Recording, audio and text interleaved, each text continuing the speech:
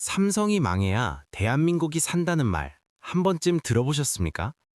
아니면 삼성이 망하면 대한민국이 끝장난다는 말은 어떠신가요? 이 두 가지 극단적인 공포와 기대 사이에서 지금 삼성전자 50년 역사상 가장 기이하고 역설적인 사건이 벌어지고 있습니다. 1등 기업 직원이 2등 기업 직원보다 연봉이 1억 원이나 적은 현실. 여러분은 믿어지십니까? 모두가 부러워하는 삼성맨들이 지금 길거리로 쏟아져 나와 대한민국 경제의 심장을 멈추겠다고 선언했습니다. 93.1%라는 압도적인 파업 찬성률은 삼성이라는 제국이 안으로부터 무너지고 있다는 가장 명확한 증거입니다. 삼성이 가장 돈을 잘 벌 때가 아니라 가장 돈 문제로 추해진 지금 대한민국 1위 기업의 민낯을 보게 되실 겁니다. 삼성이 숨기고 싶어 했던 1억 원의 격차, 그 뒤에 숨겨진 추악하고도 서글픈 진실을 지금 바로 공개합니다. 연봉을 포함해 무려 3억 원이라는 숫자를 들어보셨습니까? 2026년 초 대한민국 반도체 업계의 판도는 이 숫자 하나로 완전히 뒤집혔습니다. 삼성전자에서 평생을 바친 엔지니어가 옆 동네 SK하이닉스로 간 대학 동기보다 보너스만 1억 원을 적게 받는 상황이 현실이 된 겁니다. 하이닉스 직원들이 영업이익의 10%를 성과금으로 챙기며 축제 분위기에 젖어 있을 때 삼성전자의 핵심 부문은 성과금 0원이라는 유례없는 통보를 받았습니다. 같은 하늘 아래 같은 반도체를 만드는데 누구는 1억 5천만 원의 보너스를 받고 누구는 빈손으로 가야 하는 이 잔인한 격차는 단순한 상대적 박탈감을 넘어 삼성이라는 거대한 제국의 근간을 흔들기 시작했습니다. 이것은 단순한 돈 문제가 아닙니다. 삼성이 수십 년간 유지해온 심리적 마지노선이 무너진 사건이죠. 삼성맨이라는 자부심은 업계 최고 대우라는 암묵적 약속 위에서만 존재할 수 있었습니다. 하지만 눈앞에 펼쳐진 1억 원의 격차는 그 자부심을 순식간에 조롱거리로 만들었습니다. 대학 시절 같은 과에서 공부하고 같은 실력을 갖췄던 동료들이 단지 회사가 다르다는 이유로 인생의 경로가 갈리는 모습을 지켜보며 삼성 내부의 민심은 폭발했습니다. 온라인 커뮤니티는 비명 섞인 한탄으로 도배되었고 이는 곧장 행동으로 이어졌습니다. 놀라운 점은 그동안 노조에 냉소적이었던 MZ세대 엔지니어들이 먼저 움직였다는 사실입니다. 그들은 투쟁가 대신 실리를 선택했고 결국 삼성전자 노조 가입자는 단기간에 급증하며 전체의 70%를 넘어서는 기염을 토했습니다. 그리고 이어진 파업 찬반 투표에서 93.1%라는 압도적인 찬성표가 쏟아졌습니다. 삼성이 그토록 자랑하던 무노조 경영의 신화가 1억 원이라는 성과금 격차 앞에서 처참하게 부서진 순간입니다. 그런데 여러분, 정말 이상하지 않습니까? 세계 1위 삼성전자가 왜 하이닉스보다 돈이 없어서 안 주는 걸까요? 여기에는 경영진이 절대로 입 밖으로 내지 못하는 삼성만의 치명적인 내부 설계 결함이 숨어 있습니다. 삼성이 50년 넘게 지켜온 철칙이 하나 있습니다. 바로 노조 없는 경영입니다. 창업주 이병철 회장부터 내온 이 원칙은 노조가 없어도 업계 최고의 대우를 해준다는 묵시적인 성괴와도 같았습니다. 직원들은 권리를 포기하는 대신 두둑한 봉투를 약속받았고 삼성은 그 효율성으로 세계를 제패했습니다. 하지만 2023년 말 성과금 0원 통보는 이 50년 된 계약서를 삼성 스스로가 찢어버린 꼴이 되었습니다. 과거 삼성이 노조를 막기 위해 동원했던 수많은 전략과 문건들이 이제는 부메랑이 되어 돌아오고 있습니다. 클린룸 산재 문제부터 조직적인 노조 와해 전략까지 덮어두었던 상처들이 고개를 들기 시작한 겁니다. 직원들은 이제 깨달았습니다. 회사가 어려울 때만 가족이고 잘 나갈 때는 남이라는 사실을 말입니다. 무노조 당형의 핵심은 신뢰였습니다.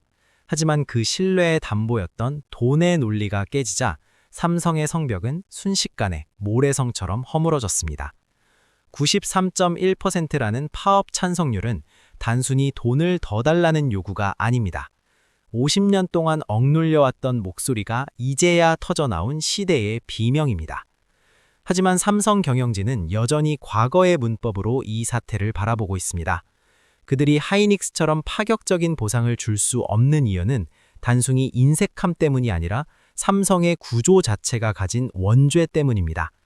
그 원죄가 무엇인지 알게 되면 여러분은 삼성의 미래가 생각보다 훨씬 위태롭다는 걸 깨닫게 될 겁니다. 삼성이 하이닉스처럼 못 주는 첫 번째 이유는 성과급 산정 방식인 EVA, 즉 경제적 부가가치라는 개념에 있습니다. 하이닉스는 영업이익의 10%라는 단순 명료한 공식을 제시합니다. 번 만큼 주겠다는 겁니다. 하지만 삼성은 다릅니다. 영업이익에서 법인세와 자본비용, 그리고 미래를 위한 투자비까지 몽땅 뺀 나머지 금액을 기준으로 삼습니다. 문제는 이 계산법이 철저히 비공개라는 점입니다. 직원들은 내가 왜 영원을 받는지 계산기조차 두드려 볼 수 없습니다. 게다가 연봉의 50%라는 단단한 상한선이 존재합니다. 하이닉스 직원이 실적에 따라 연봉의 100%를 가져갈 때 삼성 직원은 아무리 피땀을 흘려도 50%라는 천장에 머리가 막힙니다. 경영진은 이것이 미래 투자를 위한 안전장치라고 말하지만 직원들에게는 투명성이 결여된 가스라이팅에 불과합니다. 보상의 근거가 불투명하니 노력의 동기도 사라집니다. 내가 만든 성과가 어디로 흘러가는지 알 수 없는 구조에서 충성심을 기대하는 건 어불성설이죠. 그런데 더 큰 문제는 이 계산법만이 아닙니다. 삼성이라는 거대한 몸집 자체가 가진 태생적인 한계가 발목을 잡고 있습니다. 두 번째 이유는 삼성전자가 가진 백화점식 사업 구조입니다. 하이닉스는 반도체 하나만 잘하면 끝납니다. 하지만 삼성은 반도체뿐만 아니라 가전, 스마트폰, 디스플레이까지 한 지붕 아래 무려 있습니다. 반도체 부문이 수조 원을 벌어도 가전이나 스마트폰 부문이 부진하면 회사 전체의 자금 흐름을 고려해야 합니다. 만약 반도체 엔지니어들에게만 하이닉스 수준의 1억 원 보너스를 주면 어떤 일이 벌어질까요? 바로 옆 건물에서 일하는 스마트폰 개발자들의 사기는 바닥을 치게 될 겁니다.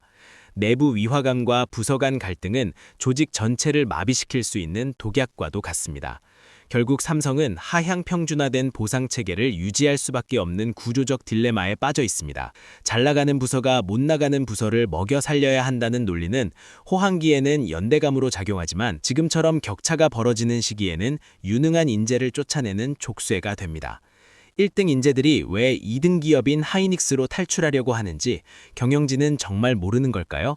아니면 알고도 눈을 감는 걸까요? 이 구조적 모순은 결국 2026년 파업이라는 거대한 파도를 만들어냈습니다. 그리고 이번 파업은 과거와는 차원이 다른 법적 무기까지 장착했습니다. 이번 2026년 파업이 과거의 소규모 시위와 결정적으로 다른 첫 번째 변화는 법적 보호장치인 노란봉투법의 시행입니다. 2026년 3월 이 법이 본격화되면서 노동자들은 파업으로 인한 천문학적인 손해배상 청구의 공포에서 해방되었습니다. 예전 같으면 수천억 원의 손해배상 소송이 두려워 움츠러들었겠지만 이제는 법이 그들의 방패가 되어주고 있습니다. 두 번째 변화는 명분의 확장입니다. 과거에는 임금 인상만이 합법적 파업의 사유였지만 이제는 성과급 산정 방식 같은 경영 결정 사항도 노동자의 삶에 직결된다면 합법적인 쟁의 사유로 인정받게 되었습니다. 마지막 세 번째는 머릿수입니다. 전체 직원의 71%인 9만 명이 넘는 인원이 노조에 가입하면서 단독 교섭권을 확보했습니다. 이제 사측은 소수 노조라며 무시할 수 있는 단계를 넘어섰습니다. 법과 숫자가 결합된 이 강력한 파도는 삼성 경영진이 한 번도 경험해보지 못한 거대한 벽입니다. 만약 이 벽을 넘지 못하고 실제로 라인이 멈춘다면 어떤 일이 벌어질까요? 그것은 단순히 삼성의 위기가 아니라 전 세계 산업 지형을 뒤흔드는 대재앙이 될 겁니다. 반도체 라인이 멈춘다는 것의 의미를 아십니까? 반도체 공정은 24시간 365일 쉼없이 돌아가는 유기체와 같습니다. 전원이 단 1초만 나가도 라인에 깔려있는 수만 장의 웨이퍼는 전량 폐기해야 합니다. 만약 노조가 예고한 대로 18일간 파업을 강행한다면 삼성전자가 입게 될 직접적인 손실액만 최대 10조 원에 달할 것으로 예상됩니다. 하지만 10조 원은 시작에 불과합니다. 삼성 반도체의 신뢰도라는 무형의 가치가 증발하는 것이 진짜 무서운 점입니다. 엔비디아나 애플 같은 글로벌 빅테크 기업들이 납기 지연을 겪게 된다면 그들은 주저없이 하이닉스나 마이크론으로 발길을 돌릴 겁니다. 한 번 뺏긴 시정 점유율은 10조 원을 들여도 다시 찾아오기 힘듭니다. 삼성의 파업은 경쟁사들에게는 하늘이 내린 기회이자 축제와도 같습니다. 삼성의 심장이 멈추는 동안 하이닉스와 마이크론은 그 빈자리를 잠식하며 삼성의 왕관을 빼앗으려 할 겁니다. 그런데 정말 끔찍한 위협은 따로 있습니다. 돈으로도 메울 수 없는 삼성의 가장 핵심적인 자산이 빠져나가고 있다는 사실입니다. 가장 치명적인 결과는 바로 핵심 인재의 유출입니다. 반도체는 결국 사람이 만드는 예술입니다. 수조 원짜리 장비보다 더 중요한 건 그 장비를 다루는 엔지니어의 머릿속에 있는 노하우입니다. 지금 이 순간에도 삼성의 에이스급 엔지니어들은 하이닉스는 물론 테슬라와 중국 반도체 기업들의 집요한 러브콜을 받고 있습니다. 파업과 내분으로 회사가 시끄러운 틈을 타 이들은 더 높은 연봉과 투명한 보상을 약속하며 삼성의 인재들을 빼가고 있습니다. 특히 인공지능 반도체의 핵심인 HBM 분야의 인재들이 유출된다면 삼성은 미래 먹거리를 통째로 잃어버리게 됩니다.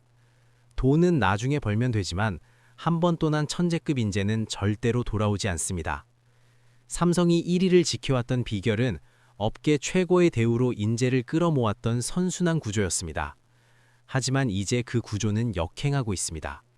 최고의 인재들이 탈출하는 1위 기업은 이미 1위가 아닙니다. 이 엑소더스가 멈추지 않는다면 삼성은 서서히 침몰하는 거함이 될지도 모릅니다. 결국 이번 사태의 본질은 삼성이 시대의 변화를 읽지 못했다는 데 있습니다. 직원들은 더 이상 애국심이나 막연한 충성심에 호소하는 낡은 경영 방식을 거부합니다. 그들은 공정하고 투명한 보상, 그리고 자신들의 목소리가 반영되는 경영을 원하고 있습니다. 삼성이 이 위기를 극복하는 방법은 단 하나뿐입니다. 50년 된 무노조 경영의 잔재를 완전히 걷어내고 직원들을 진정한 파트너로 인정하는 대전환입니다. 성과급 산정 방식을 투명하게 공개하고 상한제라는 낡은 족쇄를 풀어야 합니다. 당장의 인건비 상승이 무서워 변화를 거부한다면 삼성은 10조 원의 손실이 아니라 기업의 존폐를 걱정해야 할 상황에 직면할 겁니다. 대한민국 경제의 심장인 삼성이 이 절체절명의 위기에서 어떤 선택을 하느냐에 따라 우리의 미래도 달라질 것입니다. 과연 삼성은 다시 한번 초격차의 신화를 쓸 수 있을까요? 아니면 거대한 변화의 파도에 휩쓸려 역사의 뒤안길로 사라질까요? 이제 그 답은 삼성 경영진의 결단에 달려 있습니다. 여러분의 댓글은 다음 영상을 만드는 데 힘이 됩니다. 시청해주셔서 감사합니다. 오늘의 분석이 도움이 되셨다면 구독과 좋아요 부탁드립니다.